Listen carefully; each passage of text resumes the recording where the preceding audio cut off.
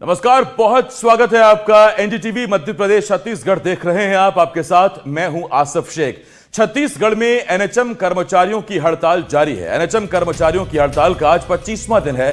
10 सूत्रीय मांगों को लेकर कर्मचारियों की हड़ताल जारी है। प्रदेश के अस्पतालों में स्वास्थ्य व्यवस्थाएं चरमरा गई हैं। एनएचएम कर्मचारियों की हड़ताल से मरीज परेशान हैं। प्रदेश सरकार ने हड़ताल खत्म करने की अपील की है। तो ये बड़ी खबर इस वक्त हम आपको बता रहे हैं और बड़ी खबर है, छत्तीसगढ़ में एनएचएम कर्मचारियों की हड़ताल जारी है। नेशनल हेल्थ मिशन कर्मचारियों की हड़ताल का आज 25वां दिन है। 10 सूत्रीय मांगों को लेकर कर्मचारी लगातार हड़ताल पर बने हुए हैं। प्रदेश के अस्पतालों में स्वास्थ्य व्यवस्थाएं चरमराई हुई हैं। एनएचएम कर्मचारियों की हड़ताल से मरीज परेशान हैं। प्रदेश सरकार ने हड़ताल खत्म करने की अपील की है, लेकिन अभी भी हड़ताल जारी है। 3 जगहों से तस्वीरें इस वक्त हम आपको दिखा रहे हैं, रायगढ़, नारायणपुर और मनिंद्रगढ़, चिरमिरी, भरतपुर से, जहां स्वास्थ्य मंत्री ने हड़ताल खत्म करने की अपील की। एमसीबी में, नारायणपुर में बीजेपी कार्यालय को घेर लिया।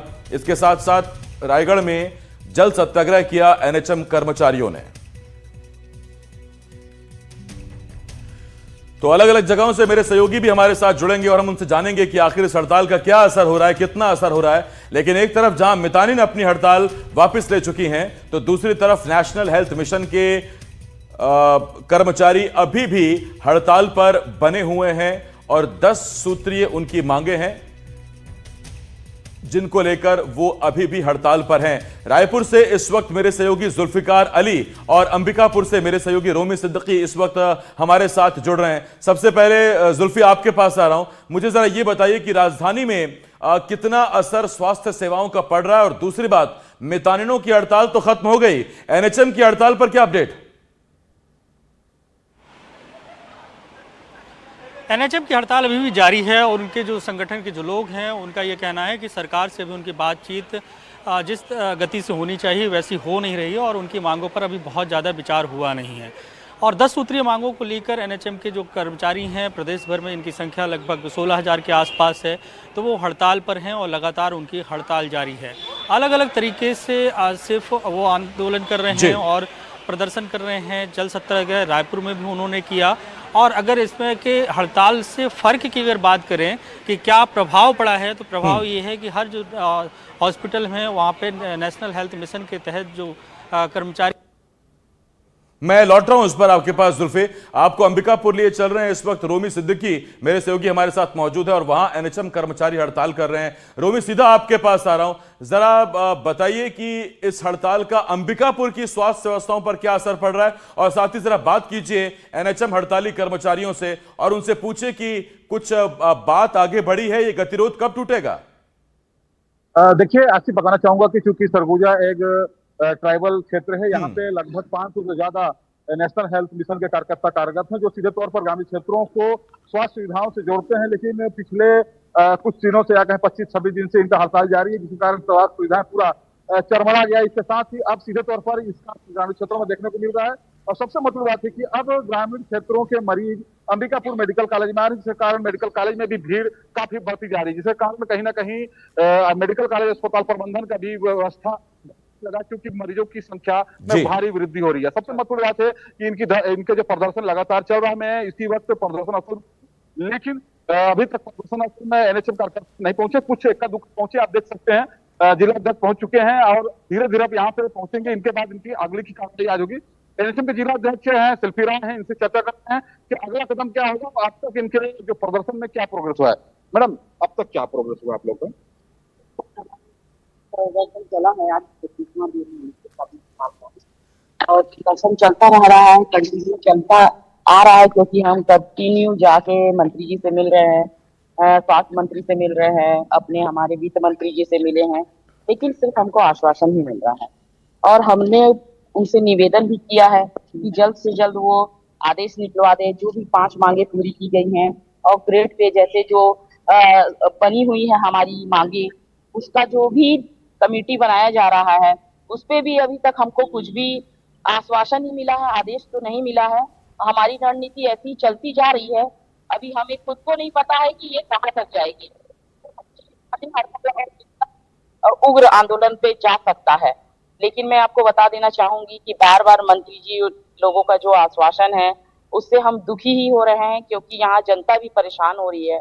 चारों तरफ परेशानी का विषय इसलिए बना हुआ है कि ये स्वास्थ्य एक ऐसा बड़ा हमला है कि यहाँ जनता के कर्मचारी तो परेशान है ही, जनता भी कहीं ना कहीं इस चीजों के मतलब कि वो परेशान हो रही है। और मैं आपको और इससे ज्यादा क्या बताऊं, बस हमारा अभी यही आंदोलन जैसे है। अगर धरना स्थल पर आपके कार्यकर्ता कम पहुंचे, आप ही पहुंचे हैं, 2 लोग पहुंचे हैं, उसका लेट मतलब क्या हो रहा है? नहीं, लेट का कारण ये है कि कुछ गतिविधियों के कारण, कंटिन्यू अभी लगातार गतिविधियां होने के कारण कुछ हमारे जो साथी हैं दूर से भी आते हैं, मेन पार्ट से, सीतापुर से पहुंच नहीं पाए हैं किसी कारण से, लेकिन वो जल्द से जल्द पहुंचेंगे और हमारा आंदोलन ऐसा ही जारी रहेगा।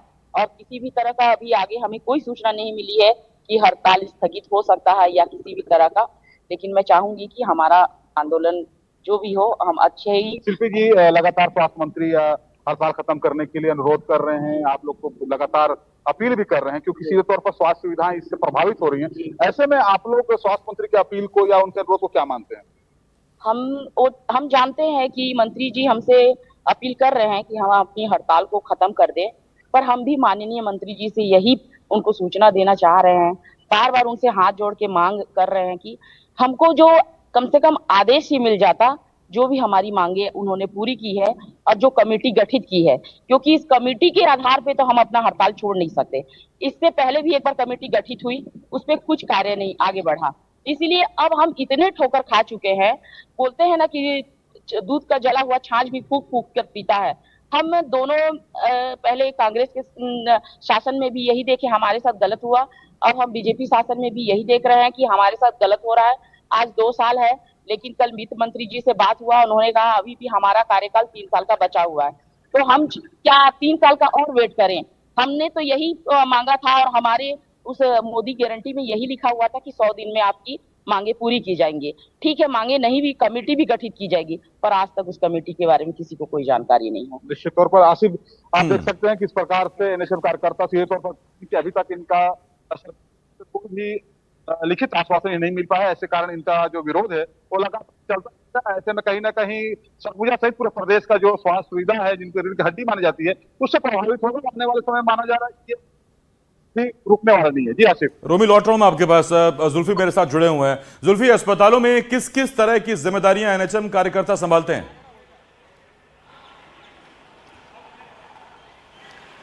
अस्पतालों में अगर बात करें कि जो एनएचएम के कर्मचारी हैं, उनके पास जो जिम्मेदारियां हैं स्वास्थ्य सेवाओं से जुड़ी हुई जिम्मेदारी रहती है।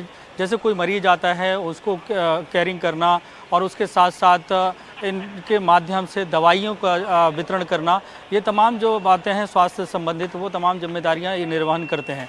या ये कहें कि जो डॉक्टर हैं और डॉक्टर के और मरीज के बीच में एक बहुत बड़ी कड़ी के तौर पर एनएचएम कार्यकर्ता भी होते हैं, और ऐसी जगहों पर भी ये अपनी सेवाएं देते हैं जहां पे डॉक्टर पहुंच नहीं सकते हैं, क्योंकि बेसिक ट्रेनिंग वो दी जाती है, और बेसिक ट्रेनिंग के तहत जो प्राथमिक उपचार है वो इनके माध्यम से भी उपलब्ध कराया जाता है।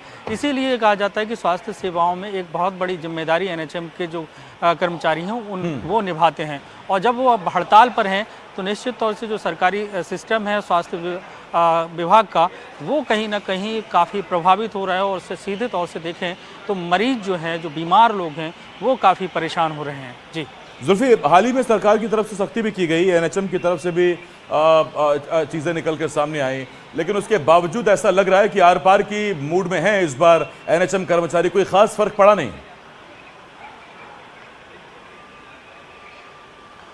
बिल्कुल, एनएचएम के जो कर्मचारी हैं वो कहीं ना कहीं इस बात से रुष्ट हैं कि जो वादा उनको किया गया था, और जैसा कि रोमी के साथ जो एनएचएम के कर्मचारी हैं उनका ये कहना है कि मोदी गारंटी के तहत 100 दिनों के अंदर उनकी मांगों को पूरा करने की बात कही गई थी, लेकिन उनकी मांगें अभी तक मानी नहीं गई, ना कमेटी का गठन किया गया है। और जब से हड़ताल में है, तो हड़ताल में होने के बाद भी उनसे जिस तरीके से सकारात्मक बात शासन की तरफ से की जानी चाहिए, स्वास्थ्य विभाग की तरफ से, वो की नहीं गई है।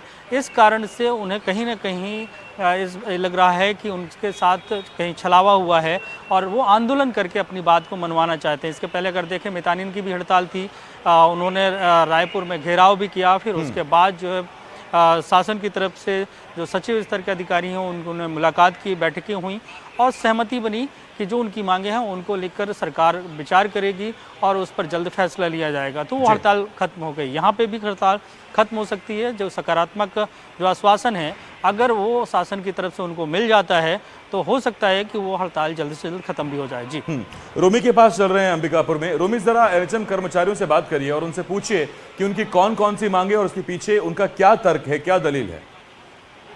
जी शुक्र आसिफ, अपन बात करते हैं एनएचएम के जो सीतापुर जिला अध्यक्ष हैं शिल्पी राय जी हैं।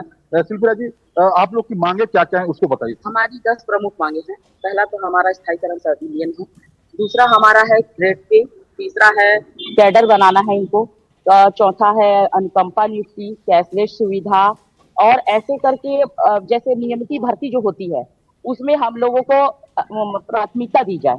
10-15 अंकों का नहीं, कम से कम फर्स्ट प्राथमिकता एनएचएम को दी जाए। ऐसे करके 10 मांगे हैं हमारी, जिसमें से अब सीआर में पारदर्शिता, 30 दिन का सवैतनिक अवकाश। इसमें मैं आपको बता दूं, माननीय मुख्य स्वास्थ्य मंत्री जी ने ये कहा है कि हमने 5 मांगे मांग ली हैं। 5 मांगे कौन सी मांगी उन्होंने? सीआर में पारदर्शिता मांगी है, ठीक है, चलिए वो हम मान लिए। 30 दिन का सवैतनिक अवकाश है, उनका कहना कि सवैतनिक अवकाश हम 30 दिन यहाँ एक्सीडेंट होगा और हम राज्य में जाएंगे उसको ऑर्थोडाइज कराने के लिए, तो ये तो गलत है। उसमें बहुत सारी असमंजस बनी हुई है, इसलिए वो मंत्री जी भी ये पूरी तरह से बता नहीं पा रहे हैं कि जो 5 मांगे मांगने हैं उसमें कौन सी 5 मांगे माने हैं, क्योंकि यदि लिखित आदेश मिल जाता तो हो सकता है कि हम उन 5 मांगों के साथ और जो 3 चीजों की कमेटी बनी हुई है, जैसे अनुकंपा नियुक्ति और ग्रेड पे और जो हमारा 27% का जो भी बना हुआ है, 27% में भी वो देंगे, लेकिन अभी तक लिखित में ये जारी नहीं किया गया कि 5% जो देंगे बोल रहे हैं वो 5% किस बेस के आधार पे देंगे। 2023 में हमारा मांग हमारे पूर्व मुख्यमंत्री द्वारा घोषणा किया गया, तो 2023 में जब वो घोषणा किए तो हमको कब 5% मिला? 5% जो हमको मिलता है वो हमारे केंद्र से मिलता है, ये हमेशा केंद्र का हवाला देते हैं। केंद्र से जब 5% मिल रहा तो वो तो राज्य का घोषणा था, तो राज्य से उनको 5% 2023 से 27% पूरा देना चाहिए, उसका 5% हमको नहीं चाहिए। और यदि 5% के लिए वो स्वीकृत भी करते हैं तो 2023 से स्वीकृत करना है, और उसका भी हमको चाहिए कि कम से कम वो लिखित में एक जारी कर दे। हम बार बार उनसे निवेदन कर रहे हैं कि लिखित में जारी कीजिए, ताकि जो हमारे 16,500 कर्मचारी है जो जिस भरोसे पे इस हड़ताल में आए हैं, जब आपने हमारे घोषणा पत्र में भी लिखा, आपने हमारे मंच में भी घोषणा किया कि आपको सिविलियन और स्थायीकरण आपका हक है, हम तो वही मांग रहे हैं जो आपने देने का वादा किया है। हम अलग से कोई भी चीजें नहीं बनाए कि हमको ये चीज चाहिए। यदि किसी चीज में केंद्र का हवाला दे रहे हैं तो आप केंद्र में भी आपकी शासन है, मोदी की गारंटी है, तो केंद्र में आपका ट्रिपल इंजन सरकार बन रहा है। यहाँ नगर निगम में भी बैठे हैं, विधायक भी बैठे हैं, सीएम भी वही है, और वहां पे केंद्र में भी हमारे प्रधानमंत्री जी बैठे हैं।